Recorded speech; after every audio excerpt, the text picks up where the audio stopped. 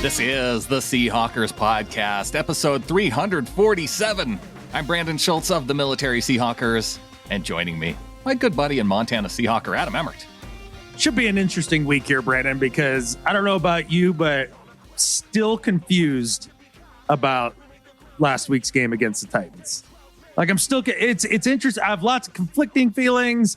I don't know exactly where to pin everything, but I'm very much curious to your thoughts here. It does feel like a difficult game to really pinpoint any sort of blame, but fortunately, that's why we have these segments after a loss where we allow our listeners to come in and take the blame.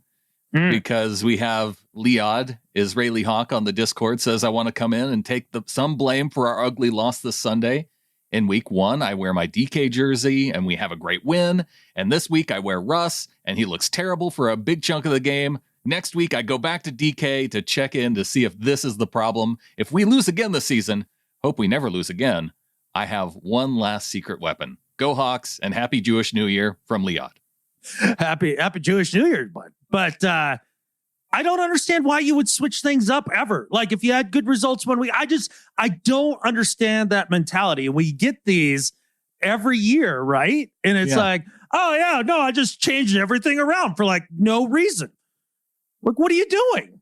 Leod could have been part of the problem here. That's if you have the one jersey, it worked. You had good results with it. You got to stick with it.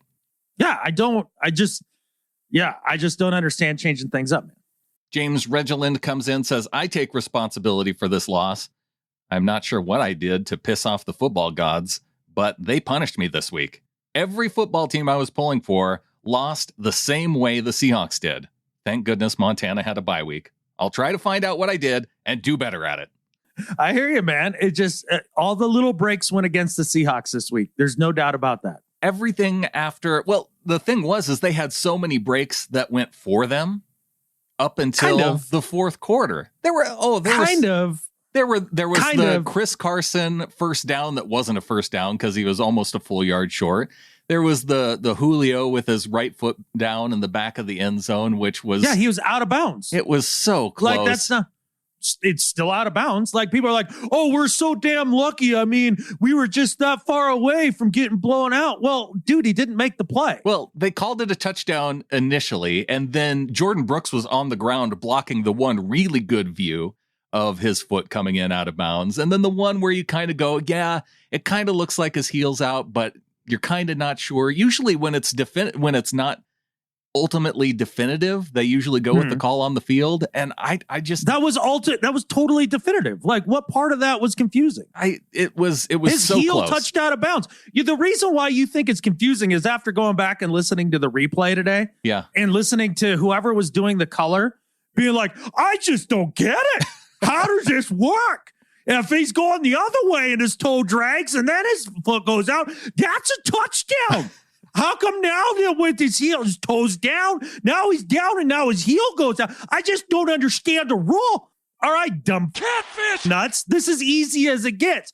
If he's going the other direction and he's doing the toe drag thing, like, his toes are down and he slides out of bounds with his toes up there. If Julio had been like going backwards like he was and not touched his heel, that's a touchdown. But if you put your full foot down, and that's part of the football move that you're doing right there, that's out of freaking bounds. It's not a catfish mystery.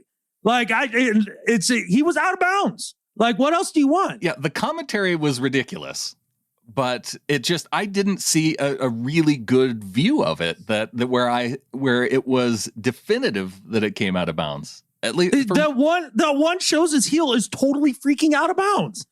Like, what else do you want? Do you want a Zapruder film? Like, what do you need? Though, you've seen that in the past where they've just gone with the call on the field because it's the call on the field. And that's where I felt like we got a little bit lucky. No. We got exactly what we were supposed to get there. Sure. Like, that's not lucky. Like, I'm just traumatized from all these calls in the past, I suppose. Yeah. Now, if it would have gone against him, now that's actually unlucky. Like, what is supposed to be in that moment? Right. It's supposed to not be a touchdown. Julio is out of bounds. I think that's fair. I mean, the other big break in the game, A.J. Brown dropping the deep one. Sure, there you go. You got lucky on that one, for sure. There were some breaks on the drops.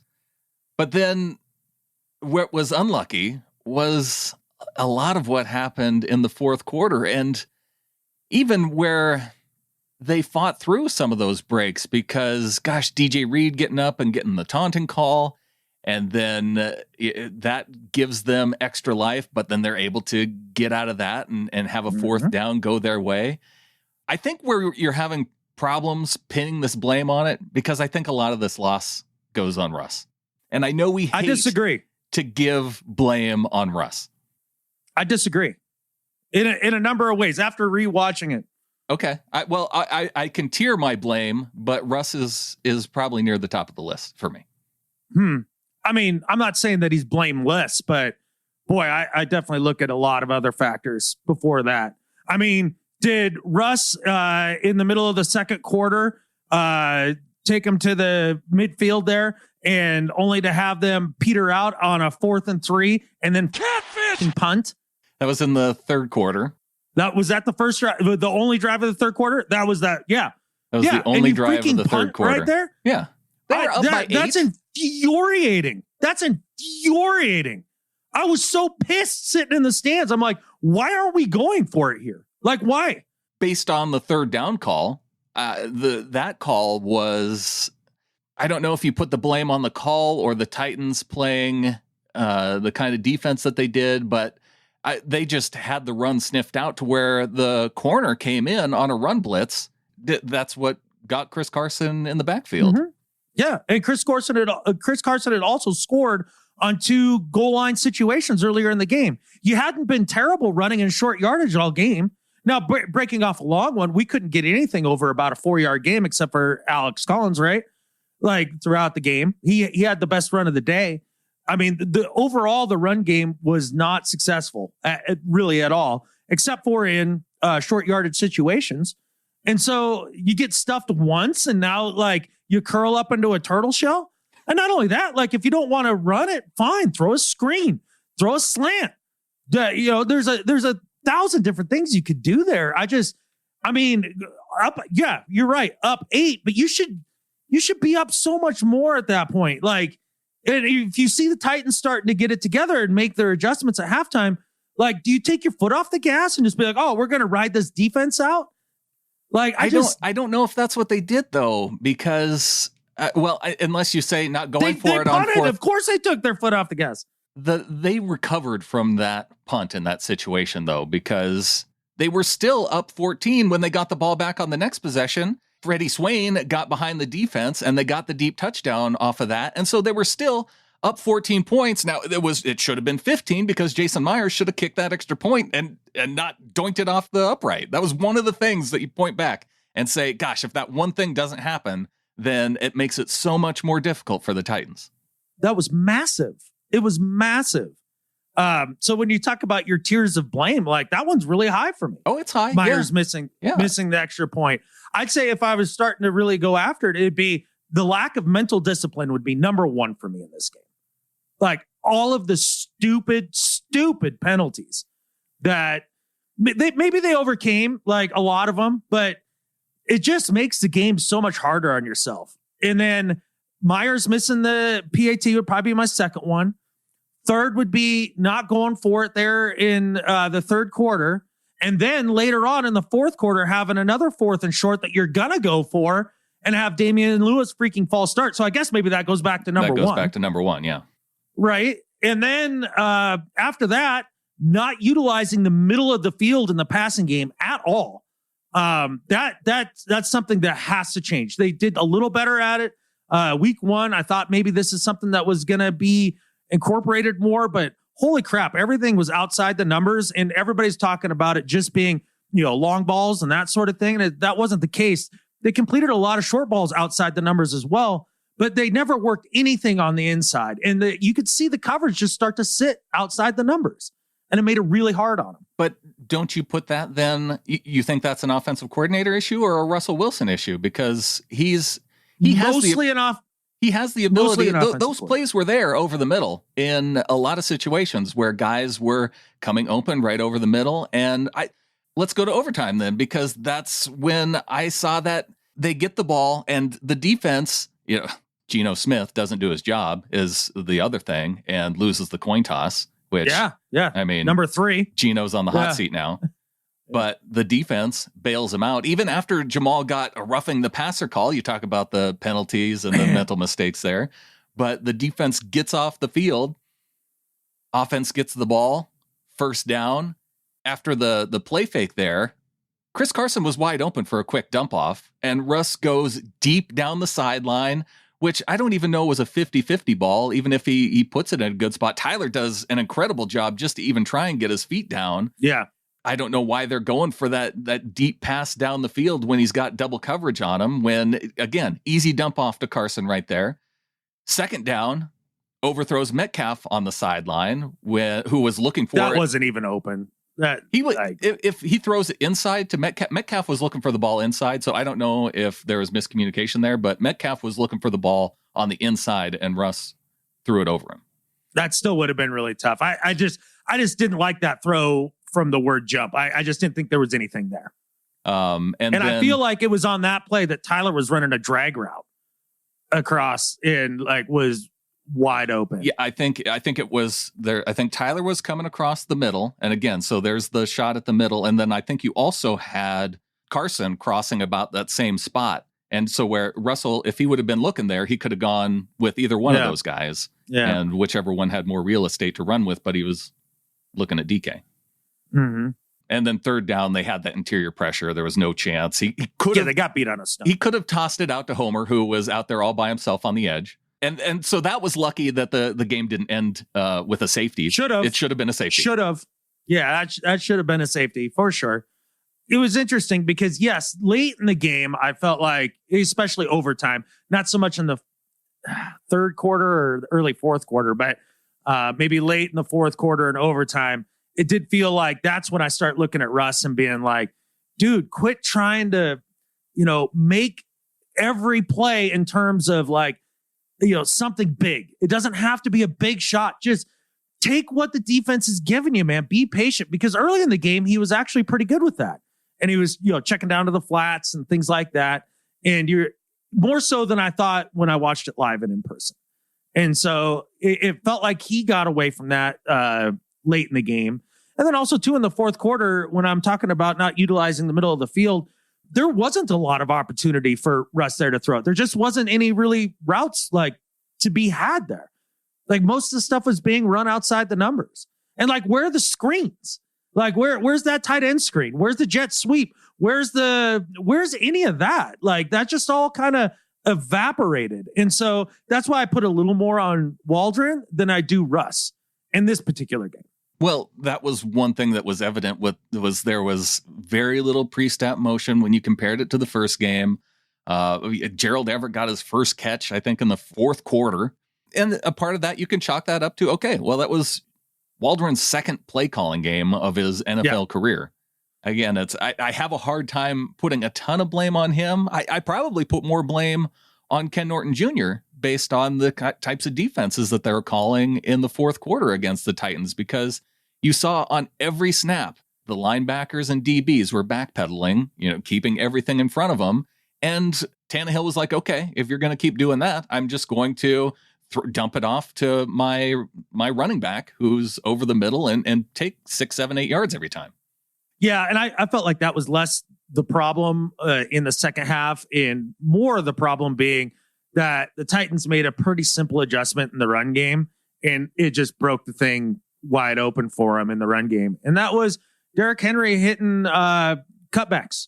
I mean, you saw the Seahawks do a great job stopping Henry throughout the first half, and they were flowing to the ball well and all that. And give the Titans credit. They watched that, and all of his big runs in the second half, and they were backbreakers. Every one of those big runs were backbreakers. It was him going to the flow side of the play, stopping and cutting back, and there just was nobody with backside contain. That's where I have more of the problem with Ken Norton. As far as the dink and dunk stuff, I don't think that goes on Ken Norton though, because on the one big 60-yard touchdown, I guess you could put that on Norton because they sent Jamal on the blitz on first down. Then he blitzes inside on the very next play and leaves Trey Flowers all by himself out there. And okay, you can't do that. But Trey Flowers also has to like get a hand on Derrick Henry, like a hand to slow him down. If you're relying on Trey Flowers, your corner, to bring down Derrick Henry in open space, you're screwed.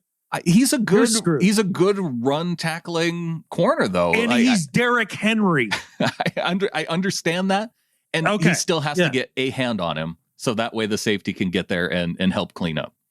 I mean, maybe. I just think, like, at the end of the day, if that's the guy you're relying on to shut down the cutback like that, you're screwed. And then Collier was the one who lost contain on the other touchdown near the goal line. Yeah.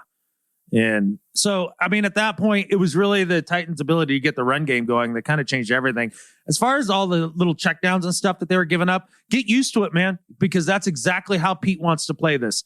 He doesn't want to give up any explosives. And really, in the passing game, they really didn't give up much in terms of explosives.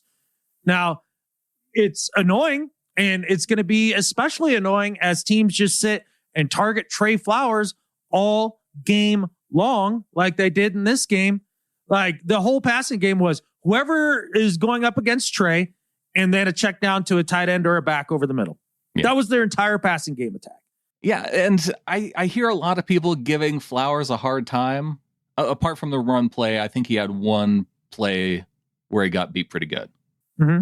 And others where it was just, normal Trey Flowers and coverage. Well, at some point, right, you get frustrated as a fan, like, okay, you're there, you're in decent position, but you never make a play on the ball. You never make a play on the ball. I mean, just bat a couple down. I'm not even expecting picks. You know what I'm saying? Right. Get your hand on the ball like Bobby did at one point toward the end of the game, right? I think that was the first possession of the Titans in overtime where Bobby got his hand on the ball. Yeah.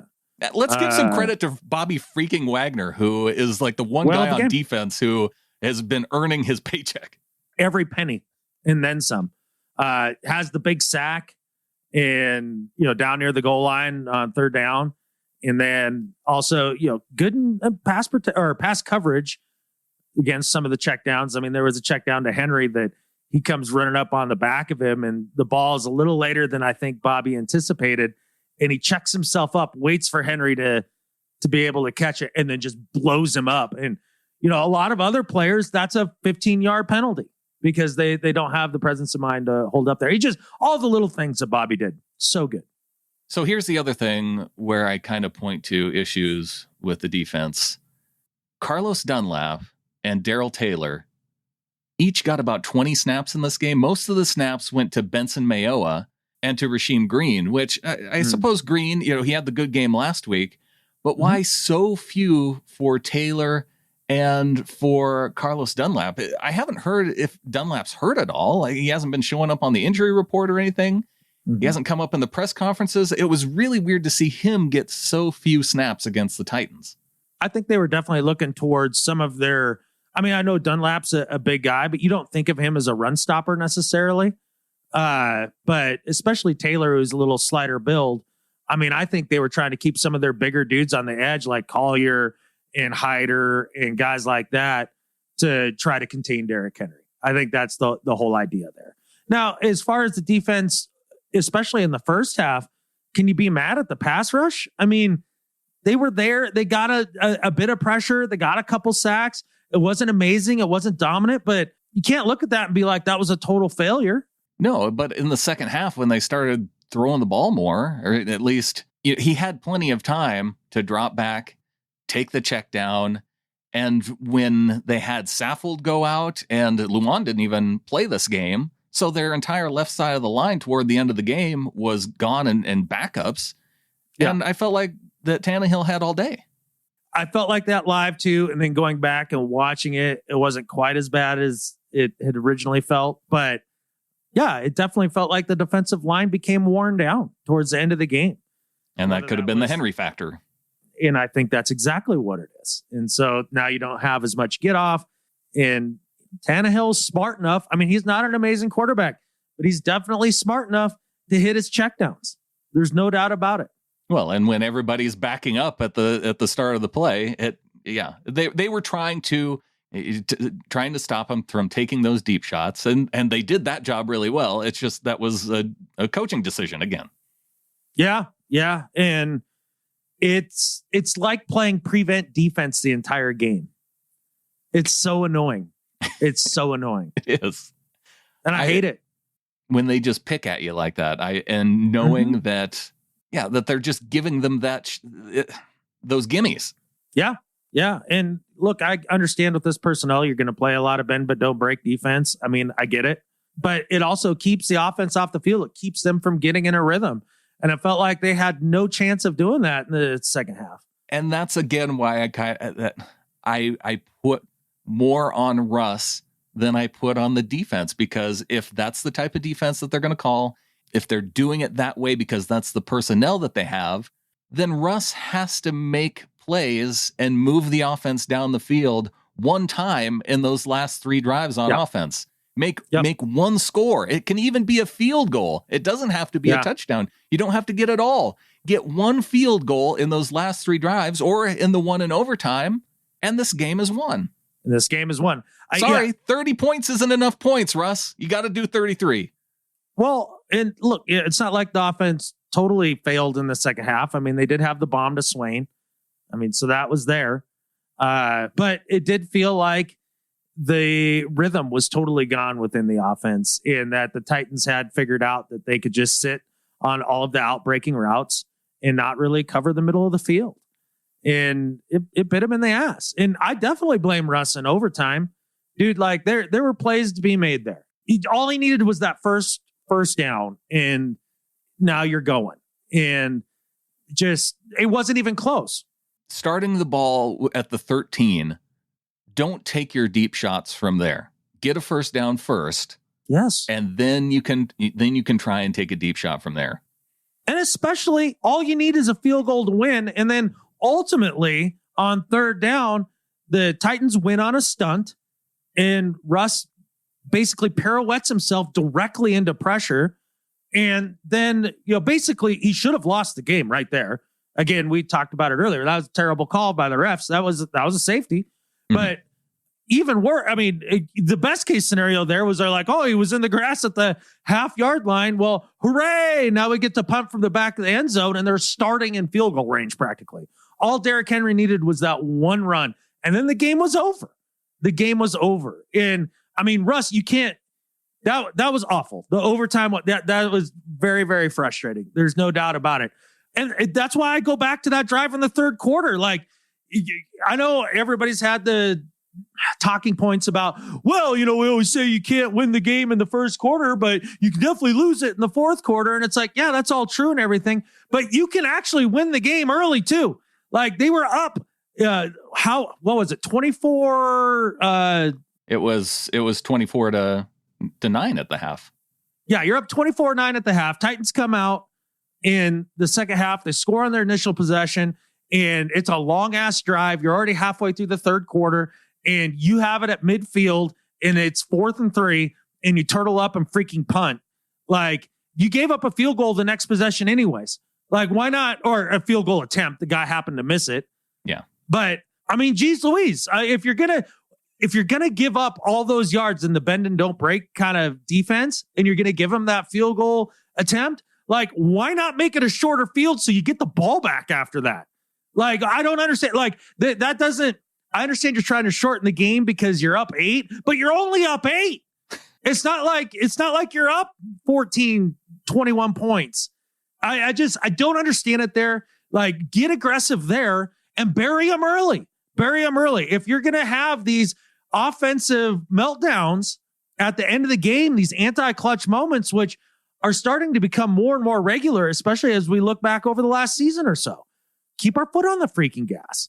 That's probably the best case I've heard for going for it in that fourth down situation. Again, at the time, it seemed like, okay, you're up 8. You just gave up the one drive. Your defense had been playing very well through the game. That was one touchdown after the half. They made it a long drive.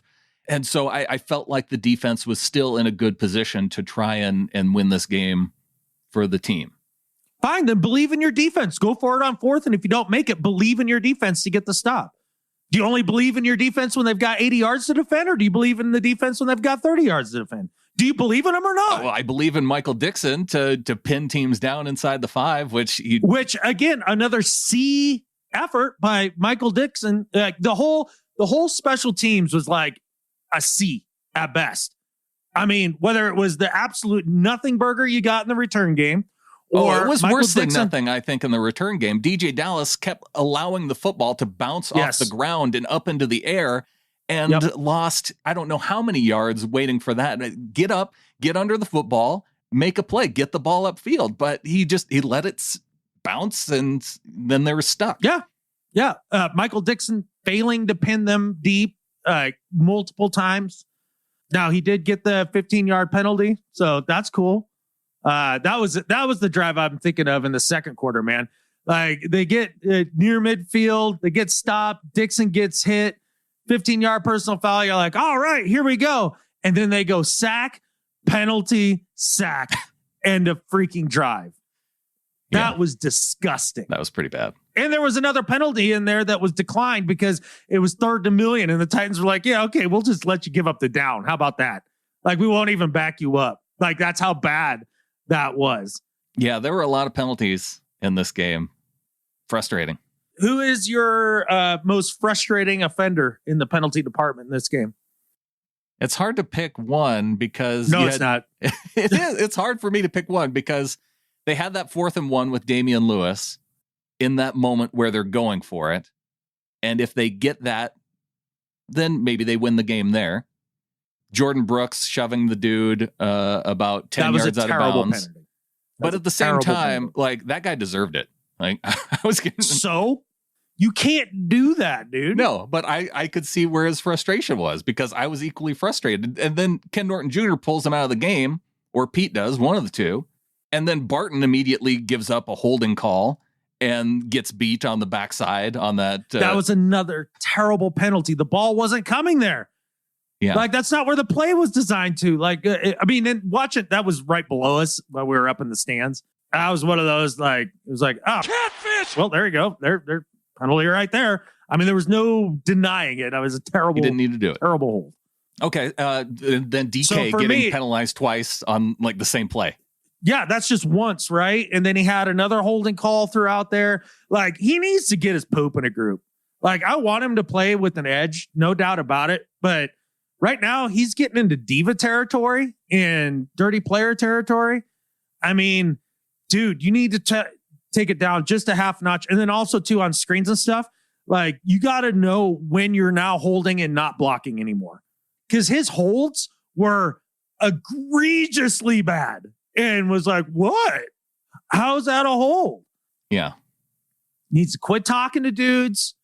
I think the talking is fine. If not this year. No, I think the talking is fine. It's especially if it's before the play. There's a difference between talking and taunting. Yeah, well, I'm glad that you have that in your mind, and I'm glad I have my version of it in my mind. I'm glad like 3 out of the 5 refs have their own different versions of that in their heads, and I'm glad the NFL has a different version of that, like whatever that is, the difference between talking and taunting. This is the dumbest catfishing rule change in the offseason. I'm so freaking sick of it already as a fan. DJ Reed barking at the dude for half a freaking second. Yeah. Like, I don't even know what he said, but I'm sure it was something like, that's right, or not on me, or even catfish you. I don't care. But it was something really short. And like, that's taunting. That's taunting. Yeah. Give me a freaking break. And it's been this way all over the league. The inconsistency of it is what drives me catfishing crazy. Like, this is going to be a major, major problem going down the stretch, because these are judgment calls that are going to be even worse than PI. Like, I hate this. I hate this so much. These are grown-ass physical dudes playing a grown-ass man's game, and they're going to have some catfish to say to one another. Like, unless they're, like, stirring up the pot to have, like, a massive brawl, get the catfish over it, princess. All right? I feel like the whole catfishing league, all these higher-ups, are having a hissy fit. Well, we got to get the taunting out of the game. I just don't like it. Well, I'm sorry. All right. It's freaking ridiculous. I hate this rule so much. The problem with this is that there is a line somewhere but the line for everybody is in a different place. And so it's I think pass interference is a great thing to point to as a judgment call that can go any number of ways. I feel like the line that people have in their mind for pass interference is a lot closer to consistent across officiating than the line for taunting. Yeah. Yeah. This really does have an element of, well, how sensitive are you? Like how quickly can you get your little feelers hurt?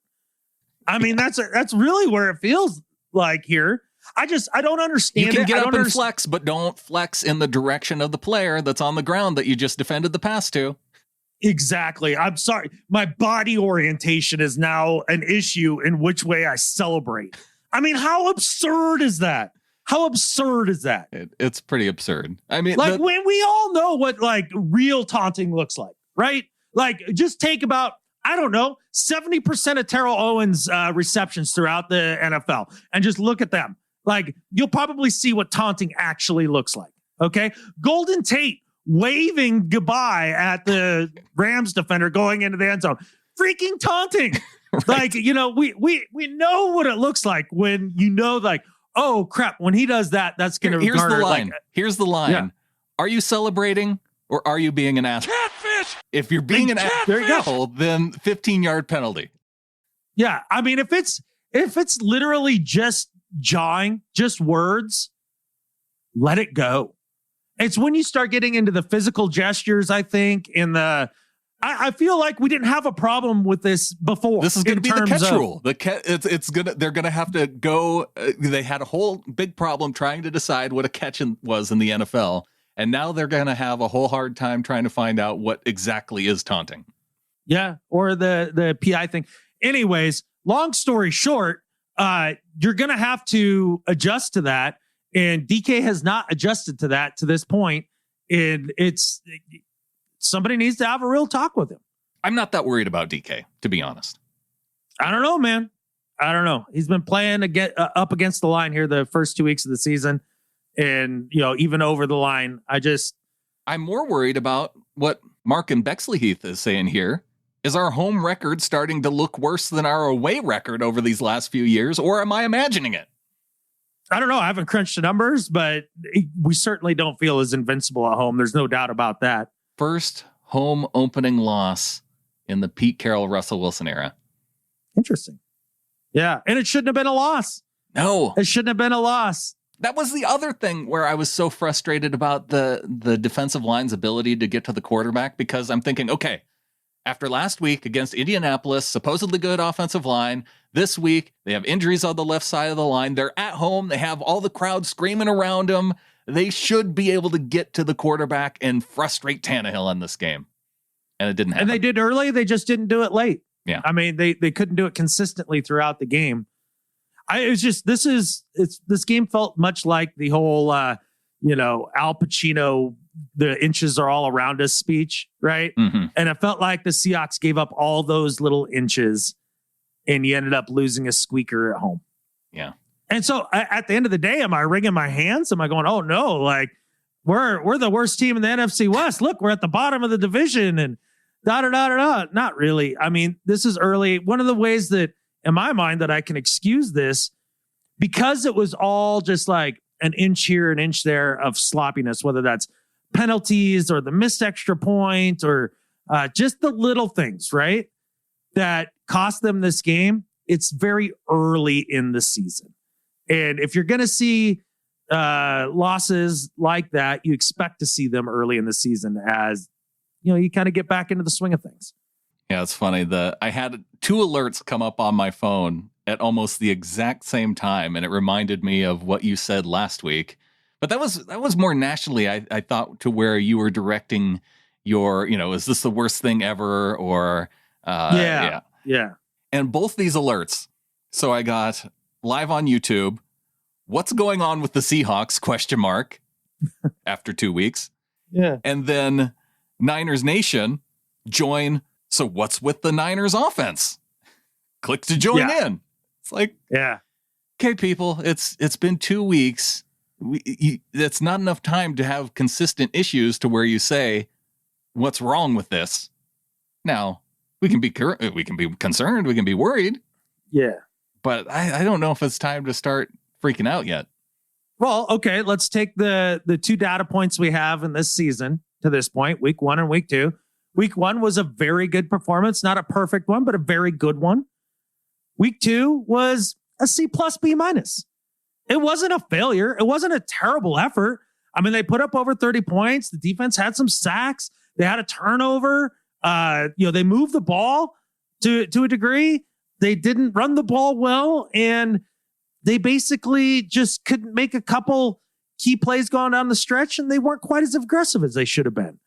So you have a very good performance and mediocre, good enough to win the game, but you still lost performance. You know what I'm not ready to do? Write off the entire freaking season.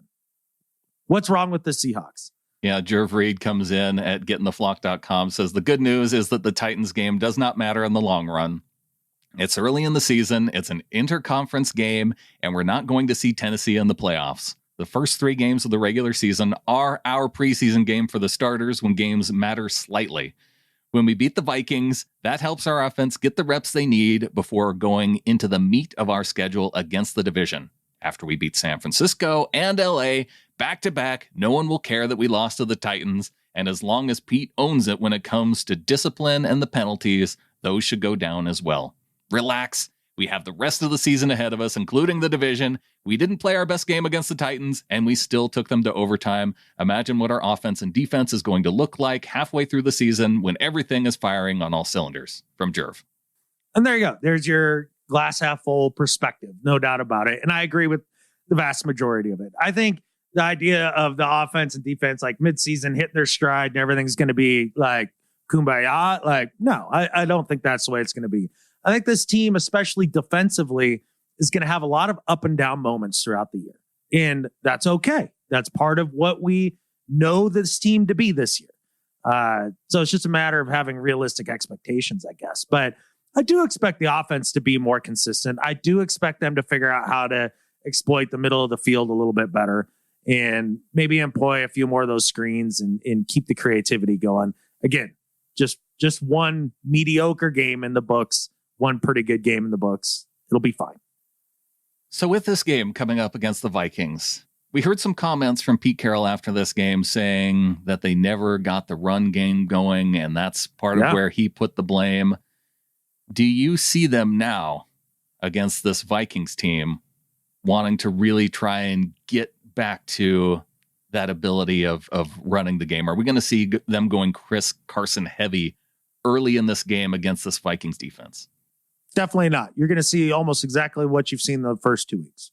I think so too. It was curious to me because the commentary from Pete about not getting the run game going. But at the same time, I looked back toward the back half of that game against the Titans, and they didn't really even try the run game either. So his frustration with it was a little bit odd to me because, again, it was that one third down play where they tried to go on the right side and got stuffed, and everything else was kind of, in the moment they could, they got a first down run of 2 yards, or, it wasn't the runs that really lost them the game in this situation. It cost them dominating the game offensively. It did, but they didn't try it. Oh, they did. They did early, throughout the first 3 quarters. And they still put up 24 points. Yeah. But to Pete's point, it never got on track. We weren't getting those 4 to 6 yard gains out of Chris Carson on the regular, right? That just puts defense on their heels and really just allows the offense to flow. Don't forget, this is out of the Kyle Shanahan, Sean McVay kind of mindset of offense, this new Waldron offense. And it's all predicated off the run. And I know people hate hearing it, and I know that it makes them cringe. But the thing of it is if you can run the football consistently, you can dominate the game. And if you want any proof of that, go back and rewatch the second half and overtime of the last game against the Titans and watch the Titans take over the game with the run game. Now, I don't know if they're going to be able to do that, though, against the Vikings front seven. No, I think all you're looking for is a few more of the pop plays out of the run game that makes the defense respect it just a little bit more so that they're not teeing off on Russell when he's dropping back.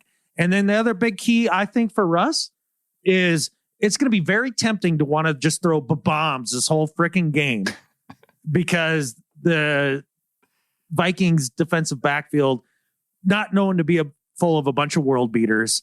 But I think what's going to be really important is for him to be able to take his checkdowns and, use the middle of the field and really just, work these guys over. I like how you put it, the not wanting to go for bombs, because he's going to be tempted to do that with this Vikings secondary for sure. Yeah.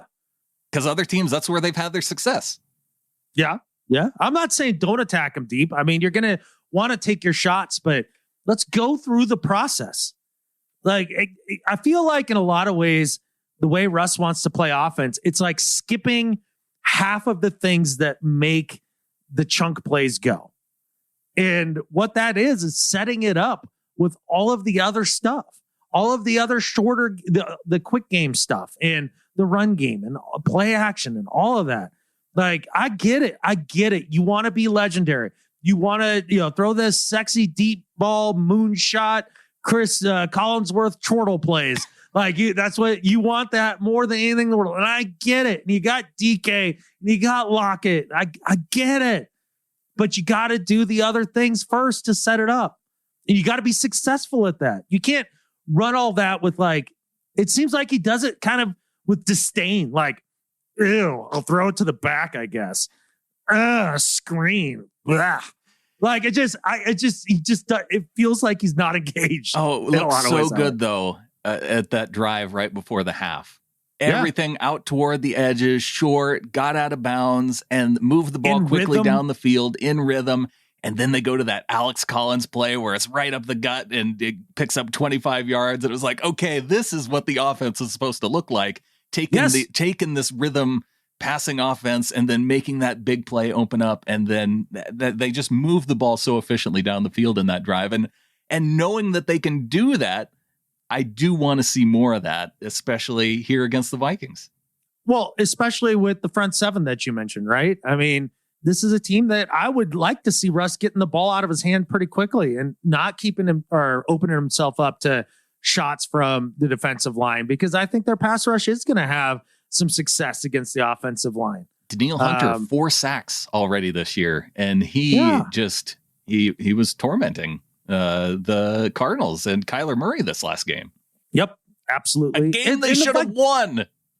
Yeah. Oh. Thanks a lot, guys. Yeah. And the Vikings are one of those weird teams that I really don't know what to make of them in a lot of ways. I mean, they're better on both sides of the ball than their record indicates. There's no doubt about that. They're not great at any particular thing. I mean, they've got good wideouts, but then Cousins, the trigger man. So, how great is that? One of the problems now that they have, it sounds like they have been able to upgrade that offensive line in front of Cousins. So I don't know. For the first time, I talked to a Vikings fan who was actually excited about the young players on the offensive line. And I've never heard that in the past. No, that does feel odd. The other thing too, is just historically, with Zimmer led Vikings teams and Pete Carroll, they're always freaking tight games. I mean, always. Both coaches love playing tight games. Exactly. And I think you had mentioned this to me on the phone the other day that Zimmer is a lot like the doppelganger coach of Pete Carroll out there, right? Like they kind of take the same slings and arrows. They both have similar mentalities and, both older coaches as well. Both older defensive-minded head coaches. The other interesting thing is both rookie play callers for Minnesota with Kubiak, the junior, the son of Kubiak. Yeah, Kubiak. And going up against Waldron. So, and heavier on offense than on the defense with all the weapons that they have now. It's going to be interesting to see how Dalvin Cook comes through this week, because he got landed on pretty good by J.J. Watt on his ankles in this past game. And he fought through it in the game, but he was not the same in the second half after the injury that he was in the first half going up against the Cardinals. He was carving the Cardinals in the first half. If I had to like really try to whittle it down to one thing for me when it comes to this game, it would be that whichever team gets the run game going with some consistency first will win this game. Yeah, you're going to see a lot of targeting both with Thielen and Jefferson on Flowers. Mm-hmm. It's probably going to be a high-scoring game. I would think so. And the only other thing that makes me feel good about this overall is that throughout time, the history of time, Russell Wilson has been Kirk Cousins' daddy. It all goes back to college. Since I think Russ took that loss personally in college.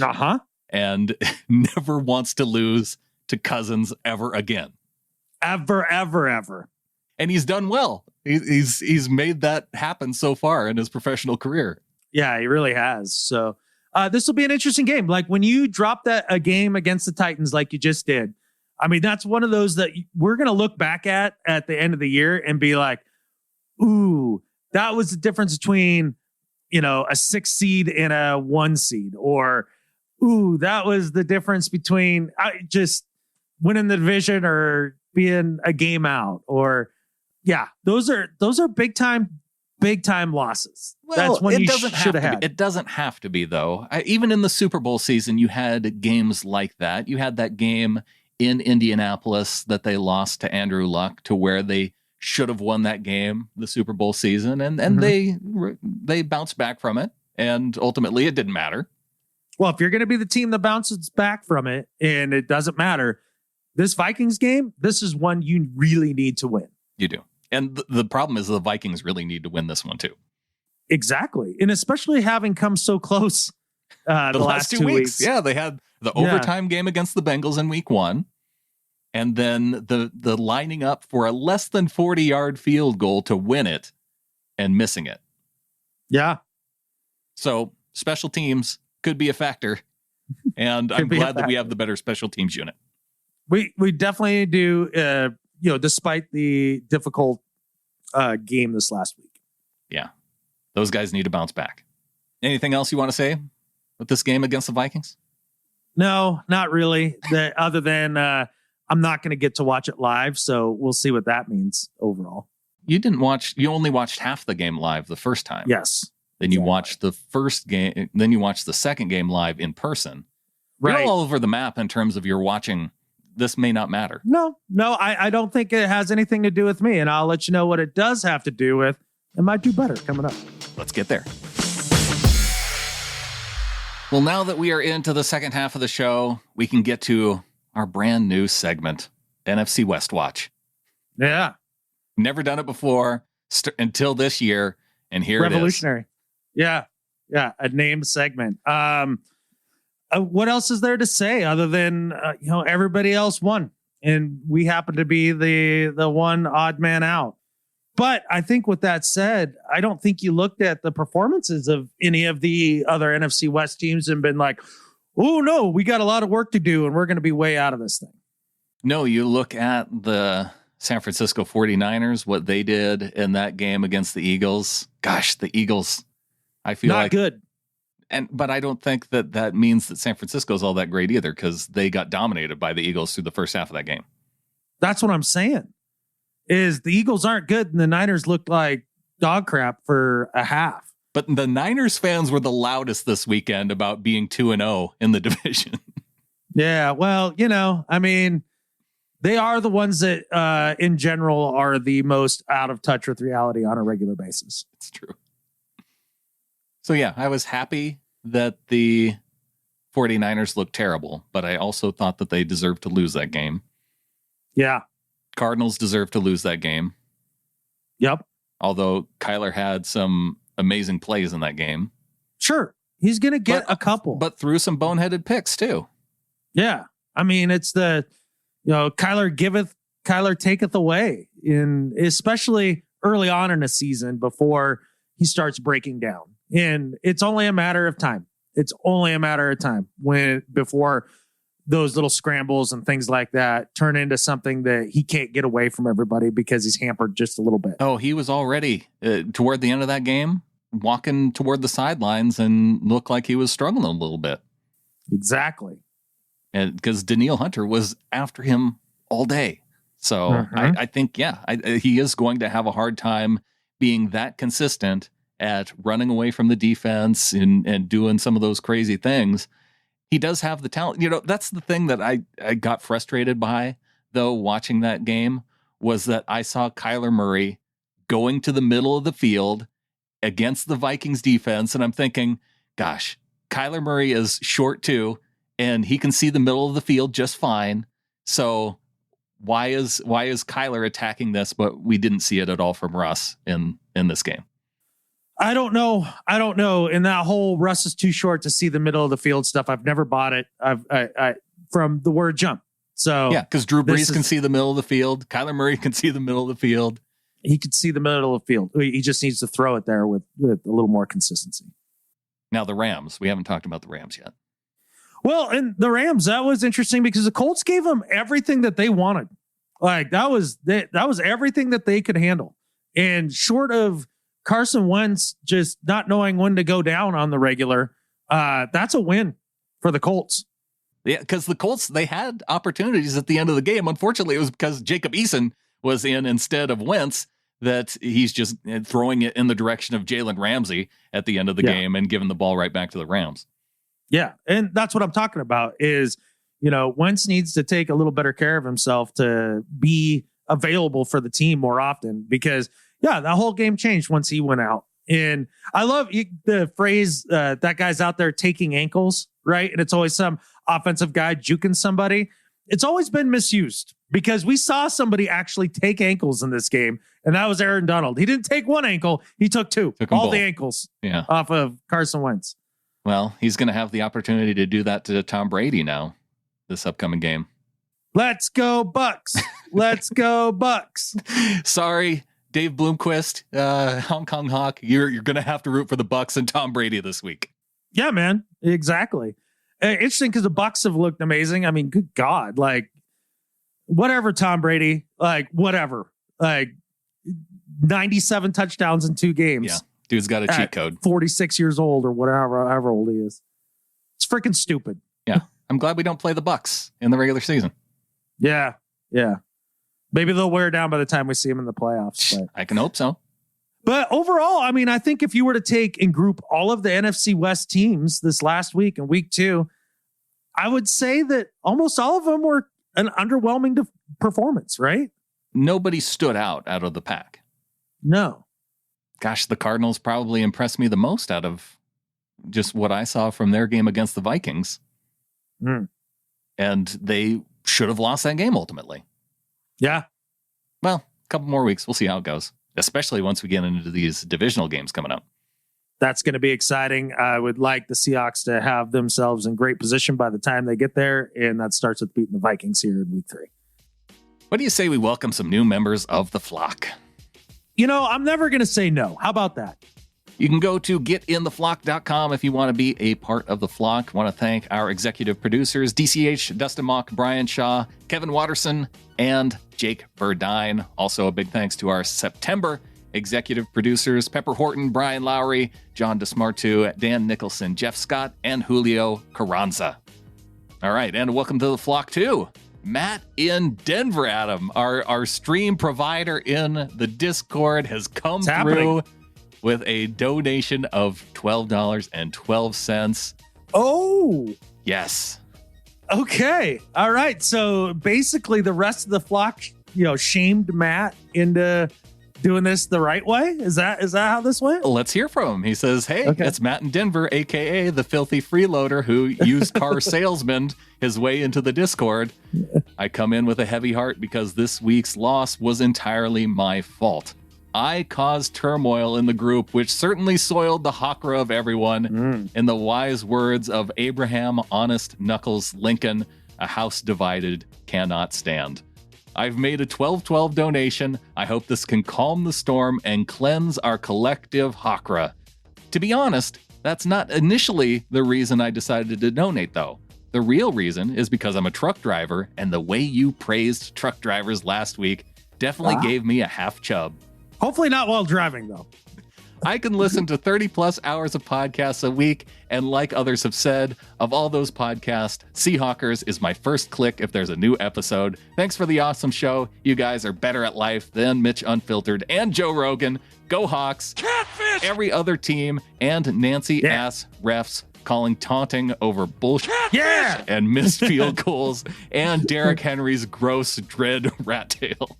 Yeah, the dread rat tail is not a good look. I mean, I can't make fun of Derrick Henry for anything because he could crush me with his fingernail on his pinky. Like, not just his pinky, like just the fingernail, he could do that. So I'm not going to say anything bad.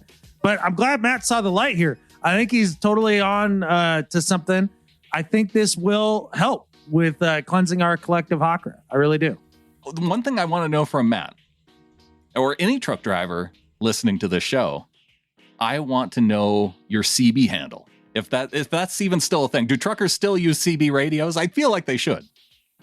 So I was actually speaking with a truck driver on a trip over to Seattle at a diner. And apparently, like, the more commercial truck drivers, like, they, like, basically they're like, here's 2 weeks of training and hop in the truck and drive around. And a lot of those guys don't have CBs anymore.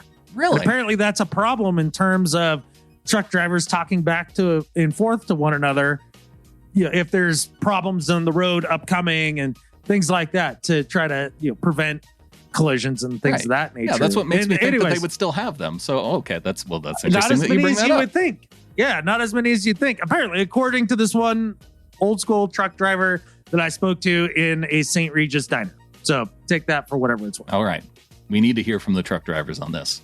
I want to know your CB handle. Yeah. My dad was the lonesome farmer. Okay. So that sounded like that the sheep better watch out for themselves. I don't think that's what I'm just saying what it sounds like, Brandon. I'm not saying anything happened. I just, like, especially, being in Montana and all that. Like, I don't know, dude. Moving on. Yeah. Eric Hipke upped his pledge from $1 to $36 for the annual donation. Says, I finally acted on your suggestion from months ago. I switched to the annual payments since the fees are less for you. Yes, definitely appreciate that, Eric. He says, when I checked my podcast feed on Monday morning and saw that Brandon had already posted a recap, I felt sorry for him, realizing that he'd done that after a disappointing loss, long-ass drive home, and not much sleep. So I broke the piggy bank and tripled my long-time meager $1 a month to a long overdue $36 a year, which still seemed a tad bit light for what you guys do and might need a supplemental boost in the near future. Brandon, buy your neglected wife a single rose or something useful. Adam, buy yourself a Starburst Burb flavored hard seltzer. Go Hawks, from Eric. Appreciate it, buddy. As far as how much to donate, I mean, like we always say, it's kind of up to you, man. Like, if it's feeling like it's not enough, then okay, cool. If you feel like you're doing just the right amount for yourself, then cool, man. If you're going through a tough time and you need to dial it back, okay, cool. Then cool. Like, it's all good. But yes, and I did post the recap. Now, I was able to post that because, unfortunately, at the last minute, I wasn't able to go out and meet with the flock. Now, maybe it was a good thing because we had a positive COVID test in the household. Maybe I would have been patient zero for getting the games shut down in Washington in the future. Right. And I don't want to be that guy. So maybe it worked out for the best. But Adam, I do want to hear from you. How was it getting to see the flockers out there? Well, it was really great. And I was actually saving this for my Better at Life. So we're just going to insert that here now out of order. It's because they were all better at life than Skip Bayless. Like, it was so great being able to go out and see everybody. Got to meet up with Amy and Will and Kathy the night before, have a few brewskis. And it was the cool part, too, is like just during that little meetup, being able to talk about not only Seahawks stuff, but life stuff and world stuff and, all over the map, and everybody just be freaking cool and have a good time. It was so great. And then seeing all the little flockers at the game itself, that was super cool. I mean, whether, it was Christopher or Flocktimus or Jake Burdine, the executive producer, and, his relative Gary, and like getting to see Corbin, man, that was freaking cool. We took a couple pictures. That was awesome. Appreciate them coming out. Mira was there. She was great. I only got to talk to her at the beginning of the game. Her seats were a little further away. I felt a little bad that I didn't get over to chat with her more. Just everybody there, it was it made it so worth it going out there in comparison to, having the loss, right? Like that'd be one of those things that bummed me out. But even at the end of the game, I wasn't even that upset because I got to see all of them, and it was, I don't know. It's hard to describe. It's hard to describe how much fun that is. Man, it is so much fun being there on game day. It is a bummer that I couldn't be there to meet up with all the flockers. I saw a couple of our folks got engaged at the game, so that was really cool. Yeah, Joe and Kayla, and yes, I saw the post in the Ring of Honor. He finally did the deed, so that was very cool to see right there in the north part of the stadium. Joe getting down on one knee and doing the proposal at the field. That's fun times. Yeah, congratulations to those guys. A little upset. They gave Brittany ideas, and I wasn't excited about that. So, I did the marriage thing once. I'm not in a giant hurry to, head back there. Hey, if she thinks of that as an idea of, if we do the proposal thing, it should be at a football game. That's not a terrible thing. Well, it is a terrible thing. And like I said, I'll get to this later on. Okay. But no, it can't happen there. All right. Well, no pressure then. Yeah. Jeannie Bowen came in and upped her pledge from $5 to $12.12. So a big thanks to Jeannie. Heck yeah. Appreciate that, Jeannie. Oh, and we brought up More Bros Construction in the last show. Yeah. And I had somebody reach out and said, hey, I can't find More Bros Construction. And it's because I didn't mention that it's in Potlatch, Idaho, not Seattle. So if you're in the Potlatch, Idaho area, More Bros Construction. Do you think that More Bros Construction would also build things in Seattle? Because I'm guessing they probably would. I'm guessing that their construction skills are able to travel across state lines. Yeah, I think their skill set would go with them. Yeah, I guess it depends on what you need. Yeah. Had a 5-star review in iTunes. Thanks to Hawk Paper Scissors for that. We have the giveaway going, tinypiecesofseahawksstuff.com. Comment Go Hawks in that, and you can get the Russell Wilson card with the Seahawks old school patch. Pick'em update, Tunbridge Hawks still in the lead. Peaceful, easily feeling, just one spot back. Christopher Hart at number 3. So Christopher put those signed helmets in the mail because I wasn't able to see him this week. And then he's in 3rd place. So maybe Christopher should have just held on to him. Right. Just saved everybody the postage. And then he's tied with Hard Tellin' Not Knowin', Hawktastic, Honey Hole Hawk, and Let Wilson Moonballs Come. That sounds a little dirty. Yes, it does. Yes, it does. Love it. But the winner for the Pick'em for week 2, coming in with 13 points, got the tiebreaker, Adams family. That's your week 2 winner. Okay. Well, I think it's tough to see any trends this early in the season in terms of who's really crushing it at Pick'em, because I think we're all still learning the league. So I'll give them credit. Good job for week 2, Adams family, but it's a lot of work to do yet. We'll see if you can string a few together. And as we get into the mailbag here, a lot of the mail items we did address near the top of the show. I didn't do a very good job of reading them to lead us into the topics that those emails brought up. Okay, so if we addressed your topic, it's we did read your email. We did read your email. We did get an email from Ethan in Pierre, South Dakota that said, screw this team, go Hawks. Venting a little frustration after that last week's game. Dude, understood. That was, again, even when at the end of overtime there and we lose the game, it still was like, did we just lose? Like, really? It felt like a game that we should have won. 100%. And I'm still frustrated about it this late in the week. Mm-hmm. Hopefully the team's not feeling that way. Or maybe if they can draw upon that and crush the Vikings' soul in this game. That'd be great. I'll take it. And with it being the end of the month, we're going to thank all of our $12 donors and above coming up at the end of the show. But first, we're going to get into some do better and better at life. My do better this week is for the Brit. Oh, the Acid Queen. Yeah. So she's been to a number of professional sporting events. And I'm not talking just Seahawks games. I mean, this is cross sport, right? Baseball games, basketball games, all the games, all the sports. Mm-hmm. Whenever she has gone to a game, whatever team that she is pulling for in the game has lost. Oh no. Every single time. Oh no. There's enough of a sample set here to know that this isn't a coincidence. We're past 3 times as you problem. We're here. We know this is the problem now. Yeah. So after the game, she was like, "Oh my gosh, like this is all my fault. Like it shouldn't have come." And there's obviously some agreement among the Discord members in the group there, because there were preemptive bans going forward for her in terms of coming to more games. She just got bad juju.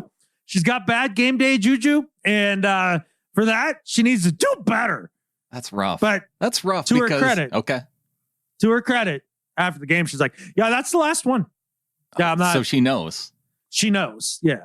Yeah. So it's not something that she's willing to fight for. It's just that she's accepted it. So she's come to the acceptance portion of the stages of grief. Yeah. So I appreciate all of you folks taking responsibility for the loss earlier in the podcast, but it's all on her. And I'm sneaking this in right now while she's at work and can't commentate on my do better here. So I still saw you look over your shoulder though, just to see if for what? You know. Who? Why? Is there something? Okay, let's move on. My do better this week is for, I'm going to give it to Jamal Adams because, man, you know what? I didn't have a good one for this week, but it was something that you said earlier. You said expect some up and down moments from the defense.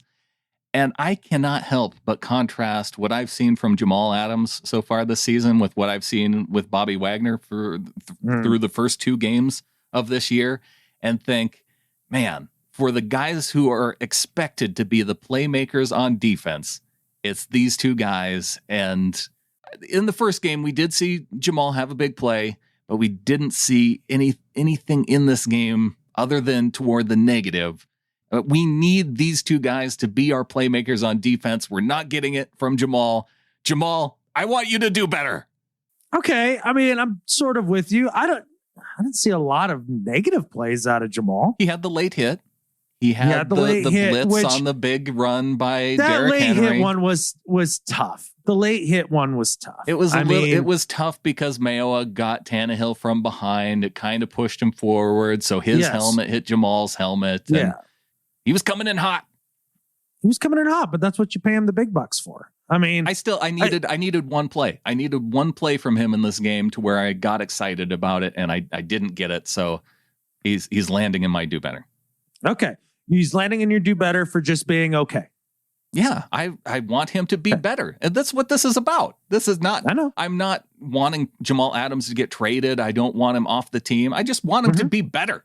Okay, cool. See, I was just trying to put it in context so that everybody knows where you're coming from, because some people take a certain kind of way. Well, if you don't like him, then get him off the team. You don't like signing people, like they'll come after you like you had some extreme take there. Okay. I just, I just want him to be better. Because he can be.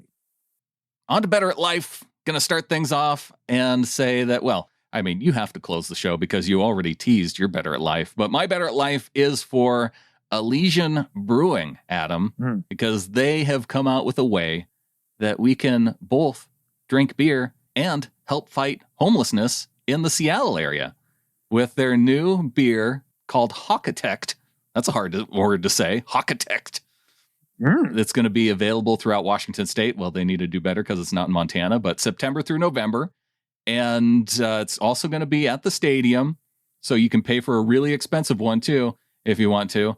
But the big thing, a portion of the proceeds from every can sold goes to help eliminate homelessness through the Seattle-based organization, Plymouth Housing. So for Elysian Brewing, allowing us to drink and fight homelessness, better at life than Skip Bayless. All right. I mean, I do find it interesting, though, that to fight homelessness, you drink beer, where it seems like a lot of beer drinking maybe contributes to homelessness. Find your balance, people. Yeah. Yeah, exactly. But yeah, good on him, man. All right. Well, you teased it before. Who you got? Let's close this out. That wasn't a tease. I actually just did my Better at Life then. Well, then let's give the Better at Life as well, not only to the people there, but to our good donors of 12 and above. Keith Kedover, a.k.a. Flocktimus Prime, University of Cybertron. Little Flockers, roll out. DCH from Sparks, Nevada, the University of Montana Grizzlies. Annalisa Mickelson, a.k.a. Mrs. Doug Baldwin, New York, New York, undergrad, University of North Carolina, Greensboro, graduate school, Brooklyn College. Eric Trench, rooting for the Seahawks out of Renton, Washington, graduated from Eastern Washington University. Jameson Holman from Murray, Utah, representing Mississippi State University. Hail State and go Hawks. Gary Blum from Chappaqua, New York, and the University of Pennsylvania, your 2016 Pick'em League champion. Ron Pepper, UNLV Runnin' Rebels, San Francisco, California. Hong Kong! Hong Kong! Hong Kong! Ella Esparza, Woodway, Texas, Yale University, and Sam Houston State, Eat 'em Up Cats. Lisa in Seattle. Kevin Stengham, Keene, Texas. Samuel Gelber, NoHo, California. David Van Cleve, Camas, Washington, home of the Papermakers. Leo Jose, Luleå, Sweden, from Luleå Eskimos and Renkommaren front. Paul from San Diego. Aaron Fisher, a.k.a. Lock It and Put It in Your Pocket, Las Vegas, Nevada. Hey Seahawkers, my name is Garen Taylor. I live in one of the most beautiful places in the world, North Idaho. Hashtag on the roads. Go Hawks. And now we go to our list of $12 supporters and above, and we're starting with Christina in Manassas, Virginia, Brian in Texas, Ross in Eureka, California, Roe in Federal Way, Craig in Camas, James in Linwood, Sven in Berlin, Deutschland, Jared in Missoula, Hector in Issaquah, Becca in Manhattan Beach, Young in Anchorage, Tim in Austin, Christian in Oslo, Norway, Kathy in Eureka, California, Jonathan in Ridgefield, Joshua in Seven Oaks, England, Jeremy in Garabo, Puerto Rico, Brandon in Huntersville, North Carolina, JC in Horsford, England, Kevin in Onaway, Idaho, Chris in Spokane, Keegan in Colorado Springs, Mitchell in El Dorado Hills, California, James in Beaux Arts, Jake in Seattle, Pepper in Greenville, South Carolina, Jeffrey in Kansas City, Kari in Rochester, Glenn in Ocoee, Florida, Brian in Berlin, Connecticut, Connie in Gothenburg, Sweden, Taylor in South Cleellum, Tracy in Kaneohe, Hawaii, Eric in Seattle, Marvin in Riverdale, Utah, Dean in the Greater Hawkdom, Kevin in Surrey, BC, Crystal in Oldsmar, Florida, John C. in the Greater Hawkdom, John W. in New York, Shoko in New York, Scott in Bakersfield, Patrick in Sacramento, Bryson in Eltopia, Greg in Seattle, Jeremy in Federal Way, Ben in Wrexham, Wales, Joshua in Candor, New York, Kenneth in Hutto, Texas, Mark in Bexley Heath, England, Jay in Monroe, Mario in Seattle, Ryan in Chatham, England, Cora in Ditters, Deutschland, Anders in Vila, Denmark, Warren in Dundee, Oregon, Chris in Austin, Kevin in the Greater Hawkdom, Preston in Phoenix, Amy in Squim, Marcus in Potts Point, Australia, Richard in Killeen, Texas, Joseph in Vancouver, Ivy in Renton, Dan in the Greater Hawkdom, Corey in Vancouver, Kevin in Great Glen, England, Taylor in Spokane, Kyle in the Greater Hawkdom, Ryan in Salt Lake City, Joshua in the Greater Hawkdom, Norma in the Greater Hawkdom, JC in University Place, Chris in Billings, Montana, DJ in Menifee, California, Jason in Panama City, Florida, Brian in Omak,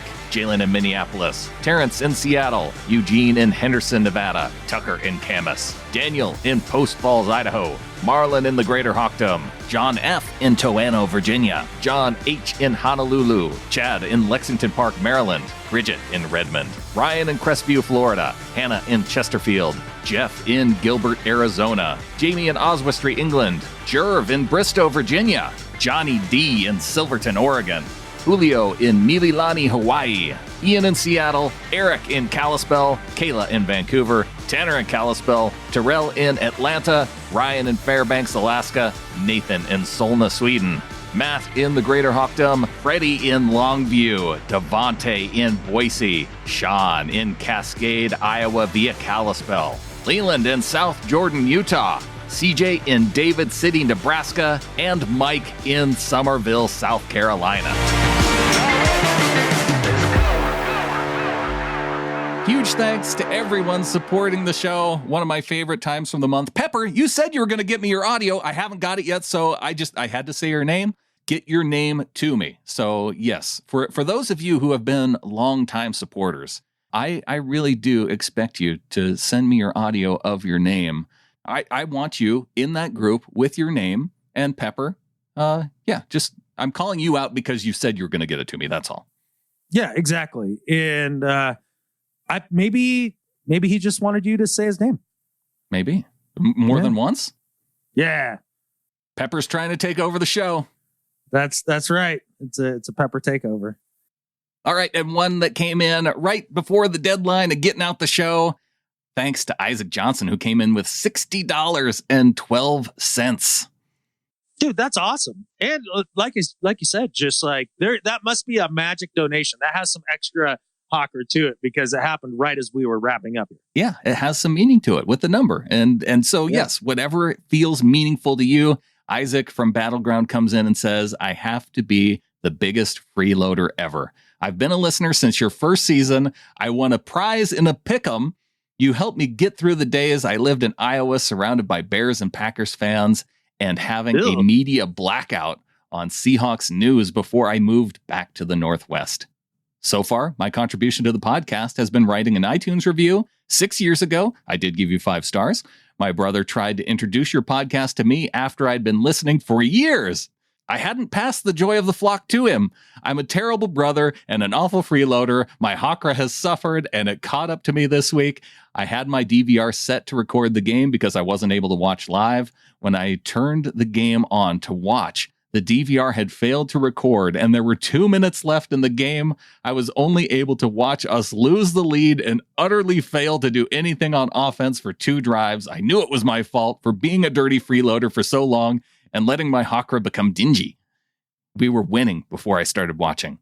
In an effort to cleanse my Hawkra, change my dirty freeloader status, and return value for value, I'm finally donating to the show. I hope it helps to build the Hobo Shack. From Isaac. Dude, so I take back my entire do better for Brittany because clearly this loss is all about Isaac's dingy Hawkra. Like, that's what this is about. And I'm glad he recognized it. I'm glad he's remedied it.